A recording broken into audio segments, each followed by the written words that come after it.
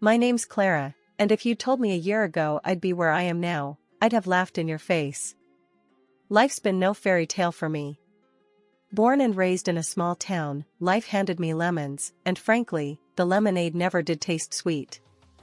I married young, thinking it was my ticket to a better life. Boy, was I wrong. The marriage tanked, and I was left with a baby boy, Alex, to raise on my own. Fast forward a few decades, and there I was, 51, working my fingers to the bone at the local supermarket. 12-hour shifts, barely making ends meet, and dreaming of a break that seemed like it would never come. Then George walked into my life. He was a few years older, with that silver fox look that can make a woman's heart beat faster. He started coming into the store regularly, always making a beeline for my checkout. We got to talking, and one thing led to another. "Clara, have you ever thought about a different life?" George asked me one evening as we closed down the store, his eyes searching mine. Different how? Like winning the lottery and sipping cocktails on a beach? I joked, locking the doors and turning to face him. "No, I mean, with someone who could take care of you, show you a world you've never seen," he said, his voice serious, almost urgent. I laughed, a bit too loudly. "George, I'm past dreaming of knights in shining armor. At this point, I'd settle for a decent night's sleep and a day off now and then." But George was persistent. He wooed me like no one ever had. Flowers, dinners out, and long talks about a future together. It was all so fast, so intense. Before I knew it, he was on one knee in that tiny, cramped apartment I called home, asking me to marry him. "Clara, marry me, and you won't have to worry about a thing. I'll take care of you. We'll move to my place in the city. It's big, comfortable. You deserve that and so much more," he said, his eyes gleaming with promises. I was swept off my feet. My heart screamed caution, but my lonely soul whispered, "Why not?" So, I said yes. We married in a small ceremony, just a few friends and my son, Alex, who looked at George like the father he never had. The day after the wedding, George said, "Pack up, Clara. Let's start our new life. I've got everything planned out." So, I did. I sold my apartment, the only real asset I had, and gave George the money. "For our future," I said, trying to ignore the nagging doubt in my gut. We arrived at his big, comfortable house, and that's when I met the first surprise of my new life. There, in what I thought was our new home, was a man I had never heard of before. He was in a wheelchair, silent, his eyes the only part of him that seemed alive. "Who's this?" I asked, my voice barely above a whisper. George didn't meet my eye. "That's my brother, Carl. He's been like this for years. Paralyzed, can't speak. I take care of him." "Your brother? Why didn't you tell me?" I could feel the anger rising, but there was also a deep, sinking feeling of betrayal. "I didn't want to scare you off. And I thought we could take care of him together." "It's not easy, but I've managed so far," George said, his voice taking on a pleading tone. I looked at Carl, then back at George. "You could have told me, George. We're supposed to be partners, remember?" I know. I'm sorry. It's just, I need you, Clara. We can make this work, can't we?" George reached out, but there was something in his eyes that I couldn't read. And there I was, standing in a stranger's house, my dreams of a new beginning turning to ash. But I've always been a fighter, never one to back down from a challenge.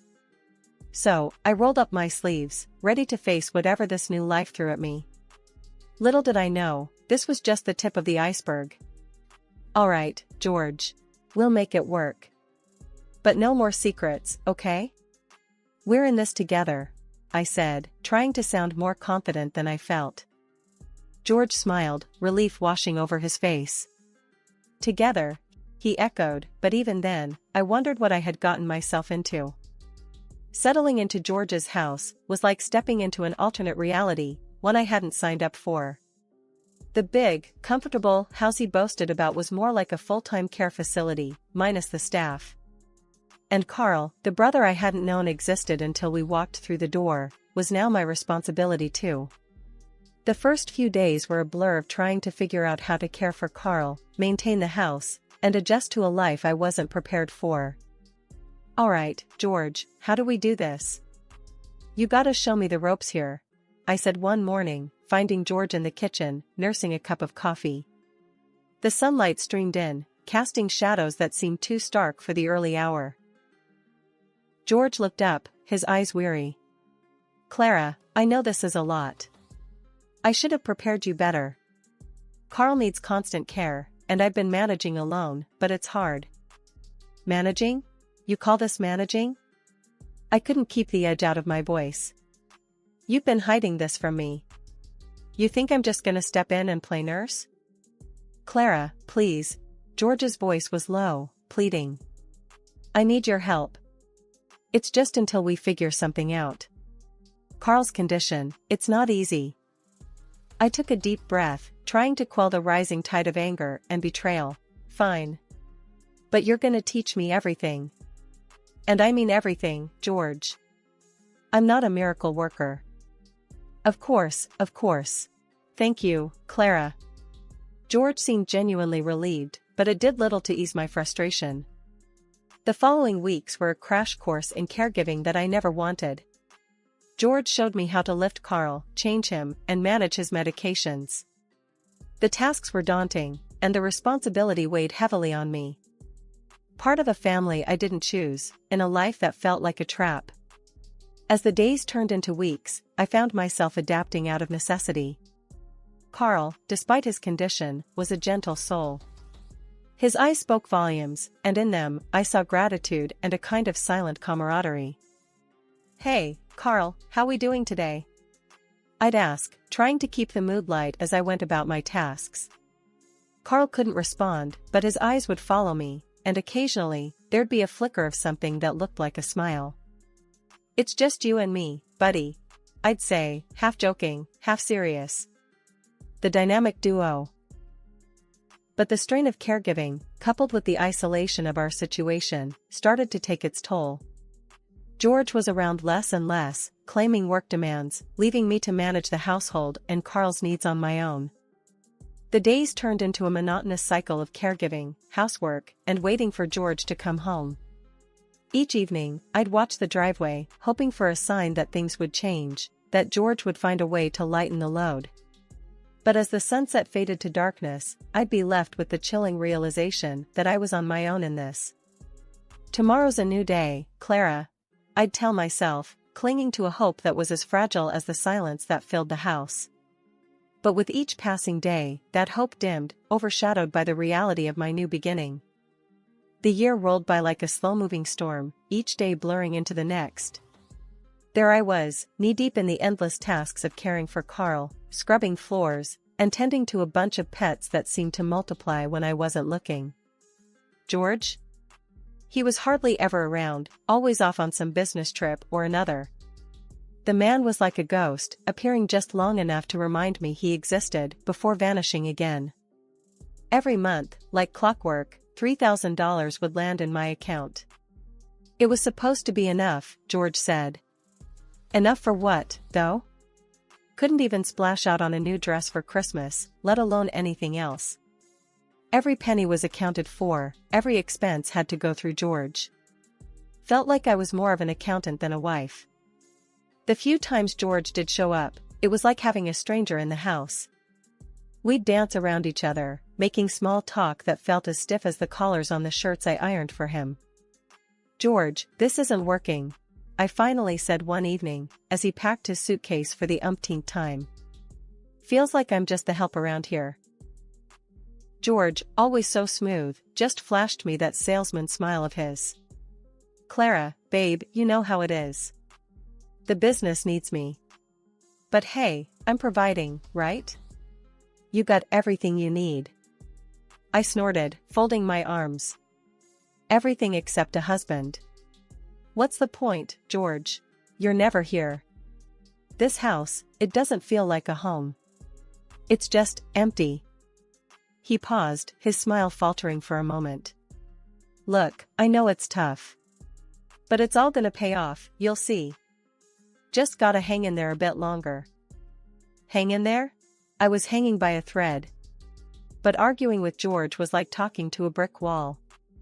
So, I let it go, watched him zip up his suitcase and head out the door, leaving me in the silence of the big, empty house. Days turned into nights, and I kept on keeping on. Caring for Carl, who despite everything, was the closest thing to company I had. The pets, at least, didn't care that my conversations were one-sided. They were happy just to be fed and fussed over. But it wore on me, the loneliness, the monotony. I felt trapped in a life I hadn't chosen, a life that was chosen for me by a man who saw me more as a convenience than a partner. Carl, what am I doing here? I'd ask, half expecting him to answer. Of course, he never did, but it was comforting to pretend, to imagine a life where the choices were mine to make. As the year mark approached, I took stock of my life.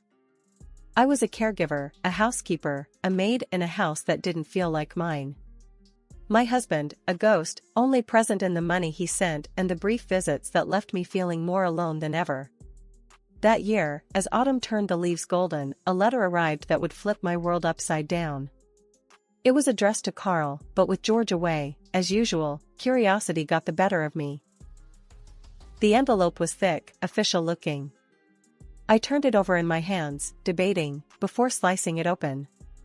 Inside, a letter from a lawyer, something about a visit and discussing important matters concerning Carl's estate. Huh. I muttered to myself, glancing over at Carl, who was watching me with those knowing eyes of his. Looks like you've got some fancy lawyer wanting to chat, Carl. Wonder what that's about. For a moment, I considered calling George, but something held me back. Instead, I wheeled Carl closer, reading the letter out loud to him.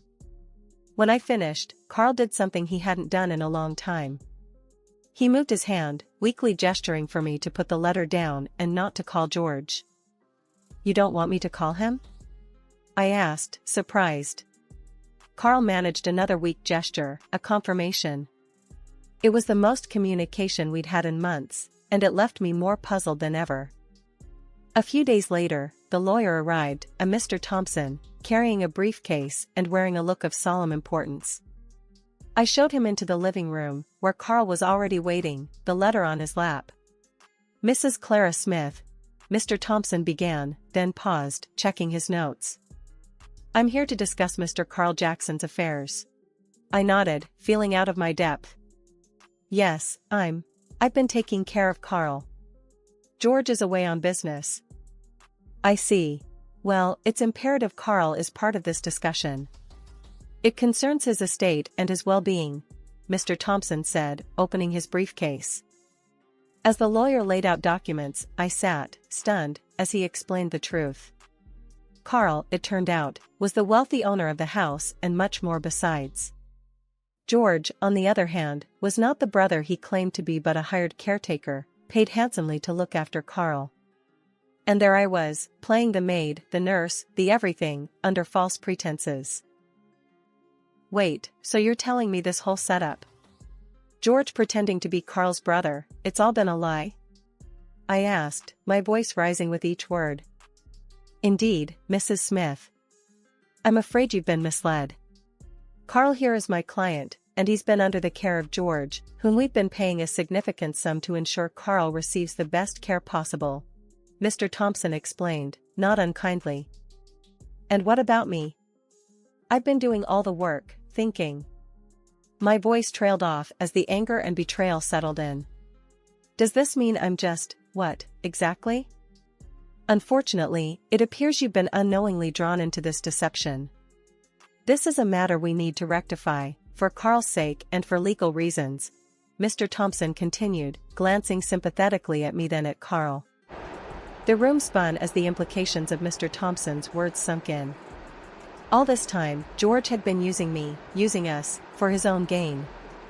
And Carl, unable to speak for himself, had been trapped in this lie alongside me. So, what happens now? I asked, feeling a mix of fear, anger, and an overwhelming sense of betrayal.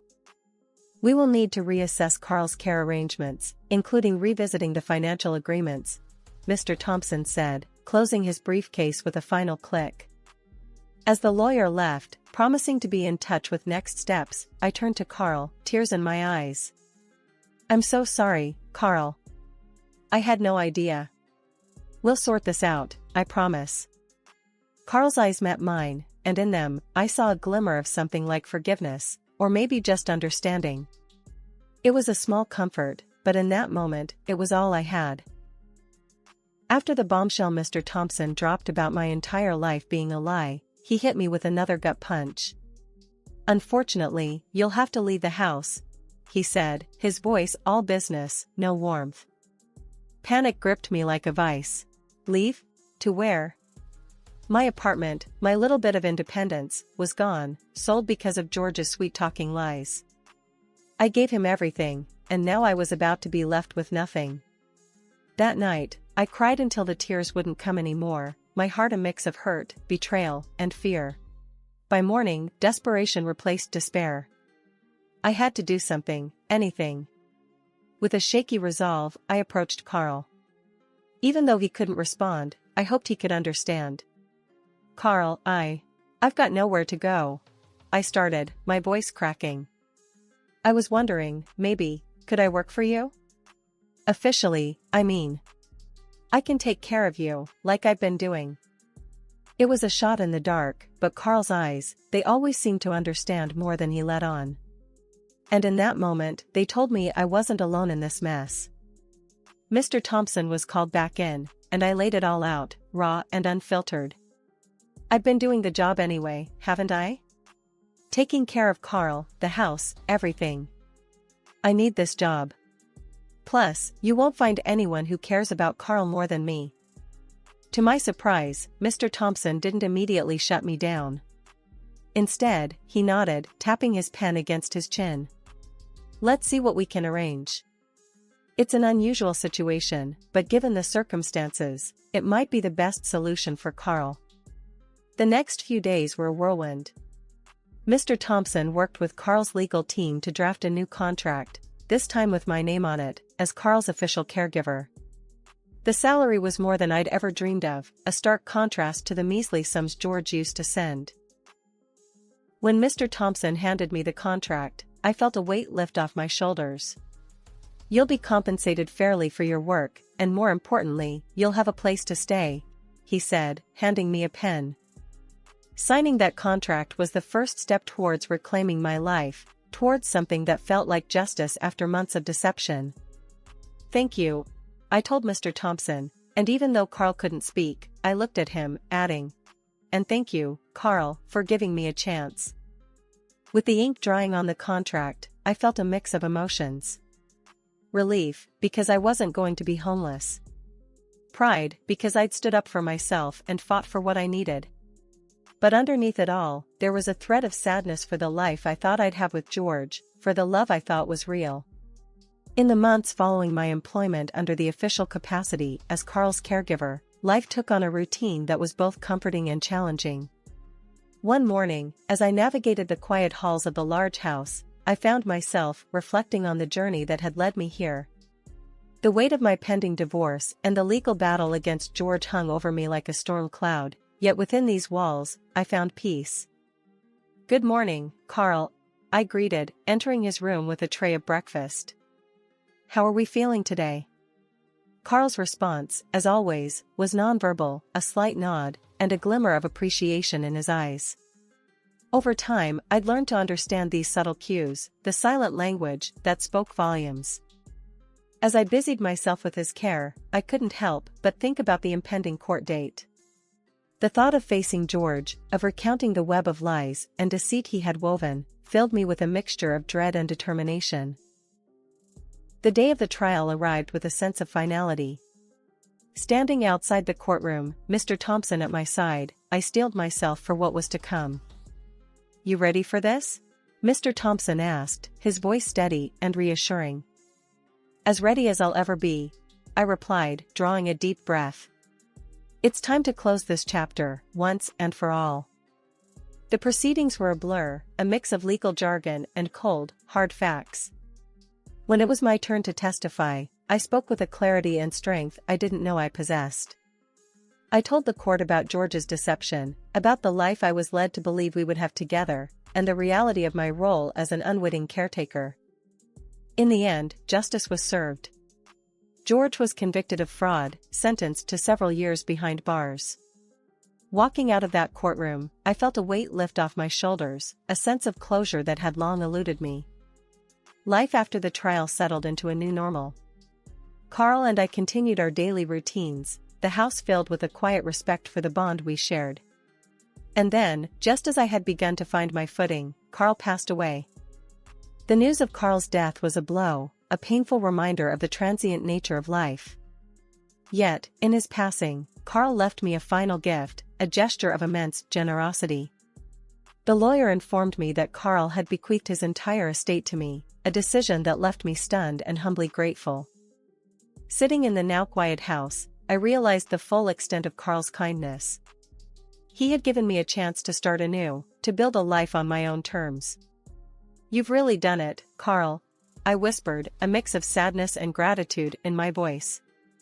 "You've changed everything." As I navigated the challenges of running the shelter, I found a sense of purpose that had been missing from my life. Each day brought new challenges, but also new joys, the laughter and barks of animals finding new homes, new beginnings. Life had a funny way of coming full circle, I mused, sitting in the grand living room of the house that once felt like a prison, but now was truly my home. The journey from despair to where I was now, rich not just in wealth but in experiences, had been nothing short of a roller coaster. One day, as I was reviewing plans for an expansion of the animal shelter I'd founded, a knock on the door pulled me from my thoughts. Expecting maybe a delivery or a neighbor, I opened the door to find a figure from my past I thought I'd left behind for good, my ex-husband, George. "Clara, babe, look at you, living in luxury," he started, his eyes greedily taking in the foyer's opulence. "I've been thinking, about how I introduced you to all this. I reckon I'm entitled to a bit of the fortune, don't you think?" I couldn't help but laugh, a short, bitter sound. "Entitled? You've got some nerve showing up here, George.